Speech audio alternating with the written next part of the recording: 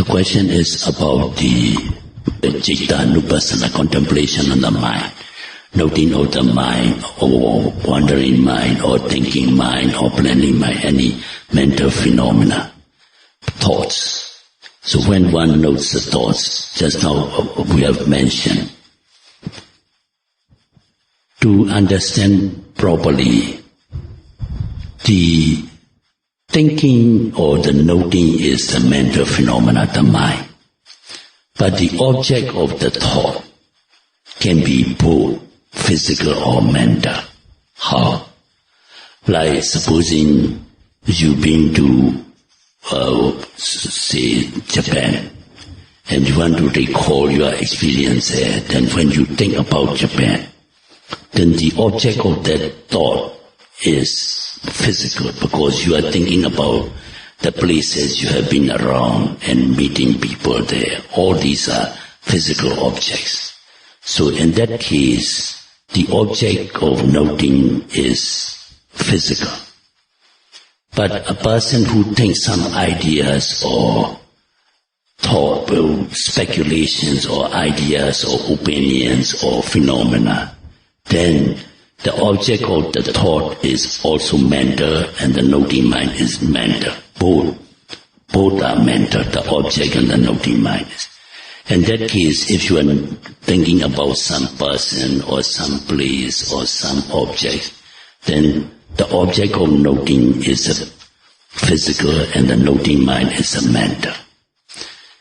But another way of interpretation is, the mind cannot arise by itself. The mind has to base on this physical body. So the base of the mind is physical. The mind that arises is mental. Like that you can understand. Then the second part of the question is, you are asked to note the intentions, like when you are noting intentions. Like when you want to get up from sitting to walking or stand up, intention to stand, intention to get up, or intention to stand. So noting the intention is mind noting the mind, mental phenomena. Intention is a mental phenomena. It's a cetasika. It's a mind, mental fighter. So the noting mind too is a mental phenomena, mind noting the mind. Only thing is when we are noting getting up, noting the getting up, the movement of the body, getting up from sitting to walking. And that is, the object is physical. Noting mind as getting up is the mental. But when you are noting that before any movement, when you are noting the intention, that is mental phenomena. Intention arises in the mind. So mind noting the mind. If no more question, then let me draw your attention about today's talk, about concerning these sense objects. Noting of the sense object is Dhamma, Nupassana, Satipatthana, the fourth foundation, and mindfulness meditation.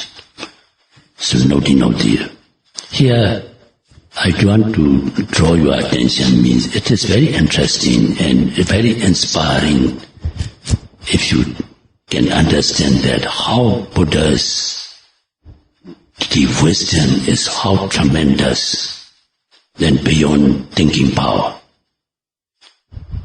Out of the six senses, he said, Dete data madam bhavesati, and seeing just be seen.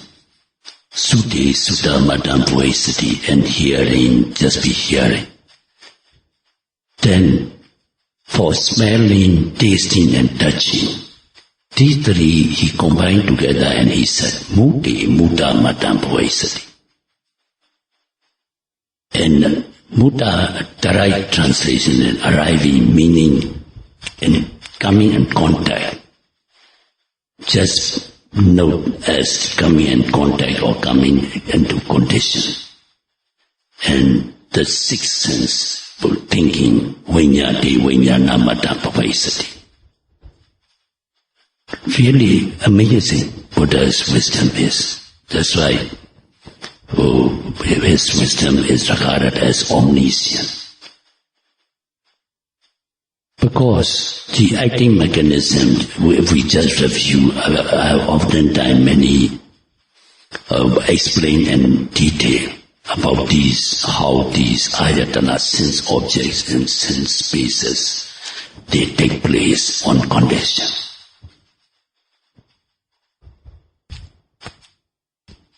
For instance, when you are noting the objects as seen, for the seeing consciousness to arise, there must be object, one condition. And your eye sensitivity, not the whole eyeball. The whole eyeball is just instrumental. At the back of the eye, there's a sensitive area. In Pali we call Jakku Pasada, eye sensitivity. And this must be functioning well. So visual object, the eye sensitivity, two conditions. And the third condition is there must be light, aloka, for seeing consciousness to arise, the third condition. And the fourth is manasikara. Paliwa manasikara means focus of attention or advertence of the sense object towards the sense door. The object, like if you are looking the other way, you cannot see the side object. So if you want to see that, you have to advert the eye towards the sense base towards the object. So that is what we call manasikara. So only when these four conditions conduce, seeing consciousness can arise. So this is the mechanism how seeing arises.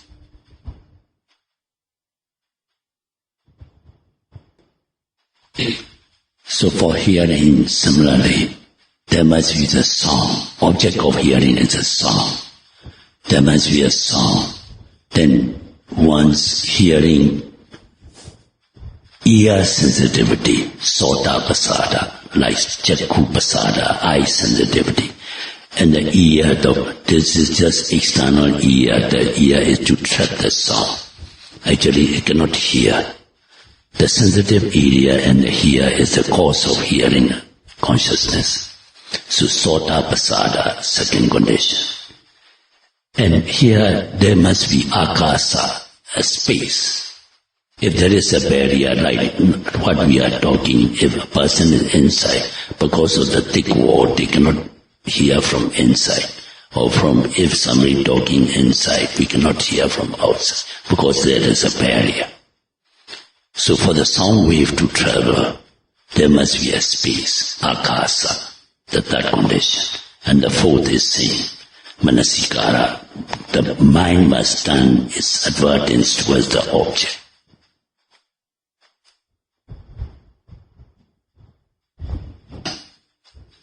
And your nose sensitivity, kana pasada. This nose is just the physical structure inside. There is a sensitive area which receives this sense object.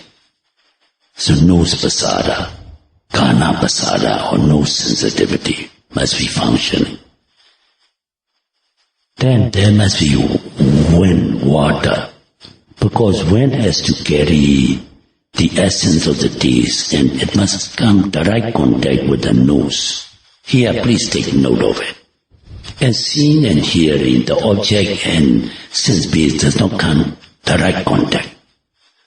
Like when you are seeing me, my body is, I'm sitting here. Only my form and color is reflected towards your eye. So the object does not come direct contact, only the reflection. By reflection only we interpret the image we have seen. So also the sound, my vocal voice or larynx or whatever body part that produces the sound does not come direct contact with your ear. Only thing is, because of my speaking, it vibrates and sound waves travel, and when it comes into contact with the ear sensitivity as a condition, we interpret the sound and we understand the language. So that's how it is. But whereas to get the taste, You need wind to carry the essence of the taste. Like supposing you are now getting the smell of a flower pollen. The wind must carry the pollen, and the pollen and the nose come direct contact to get the smell of the flower. So also smell of the food or any beautifying thing. So that is why this smelling, so also the tasting and touching together, Buddha say as mudde, mudda, madam, because these object and sense must come into direct contact to get the sense experience, to experience the sensation. Whereas this seeing, hearing and thinking, we don't need the object and the sense base to come into direct contact. So and eating, when you are noting tasting, there must be the taste object. Then your tongue sensitivity, jiva pasada, must be functioning well. Taste, tongue sensitivity. And there must be water, apo. Water, it dissolves the essence from the food and it presented they come into direct contact with the tongue sensitivity. Then only you can get the taste. That's why our mouth has to be all the time wet with saliva to get the taste. So it shows that the taste and the sense organ, the tongue, must come direct contact to experience the taste. So here that essential is water, and the fourth is as usual manasikara, that attention. Okay.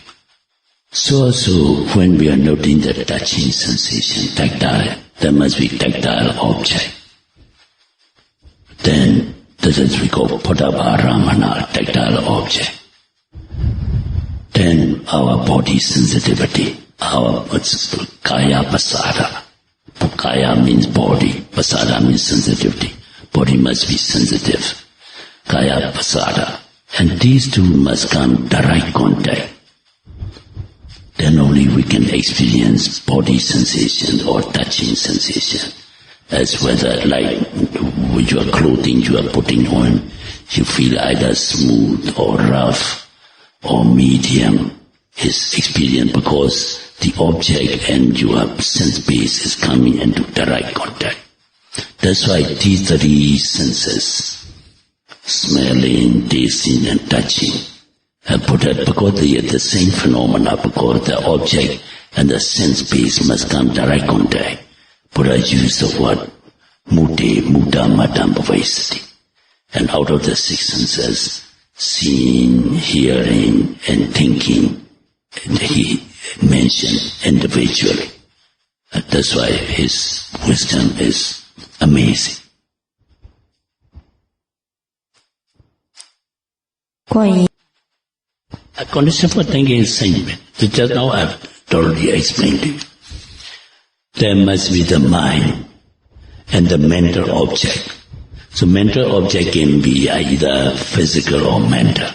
Like if you're thinking some person or a place or some object, then it is a physical object. Object of the thought. But if you are thinking about ideas, opinions, speculation, then both mind and the object noted is the mind, mental object and the noting mind.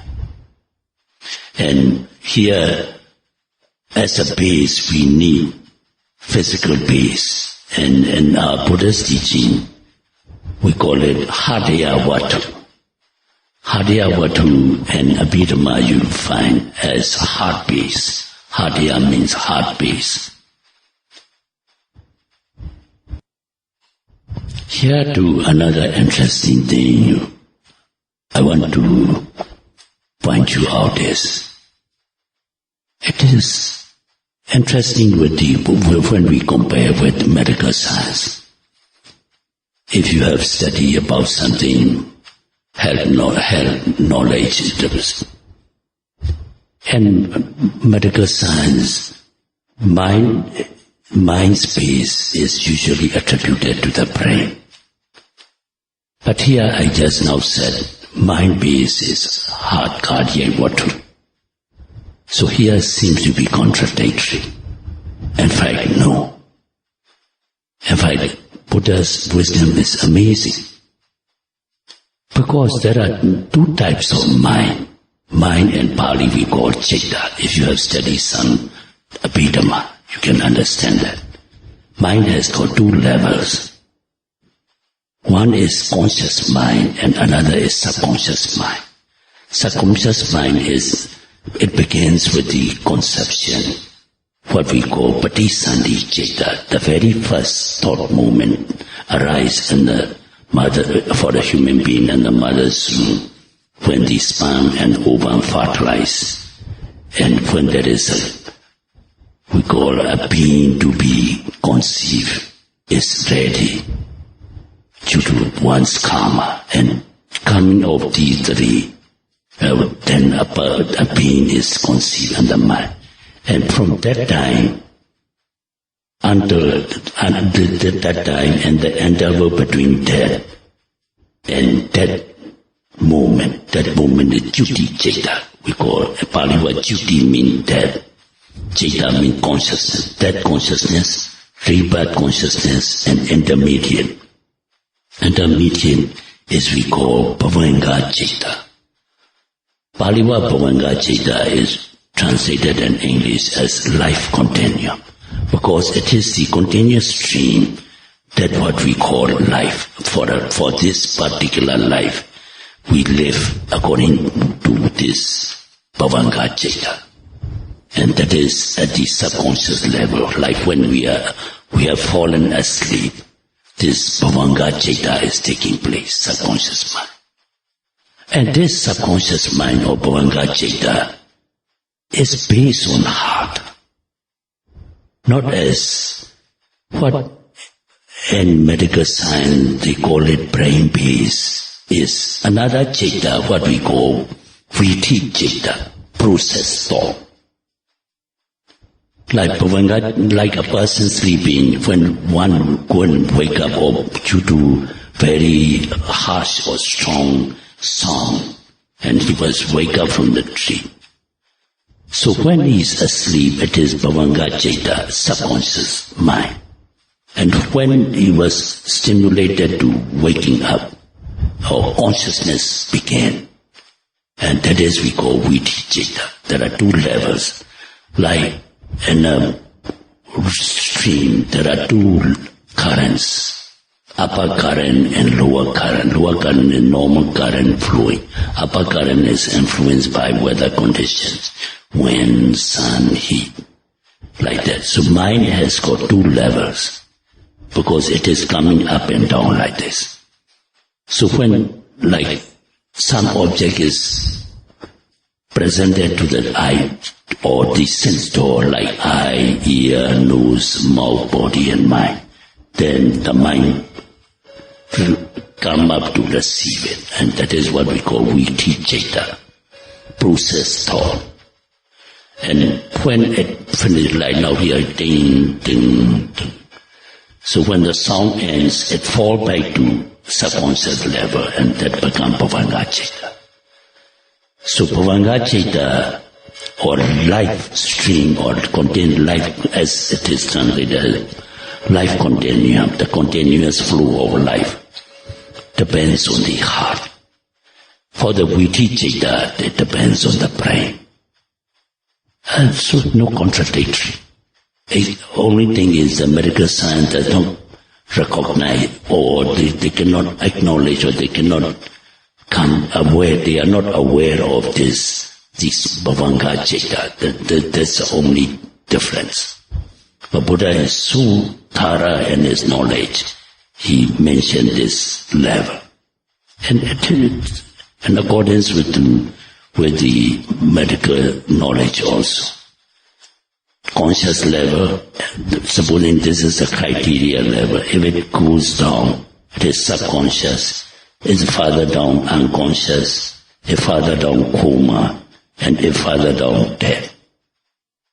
Then no return. Up to coma only we can resuscitate back. After the coma and death, then nothing can be resuscitated. So that's how the mind is working.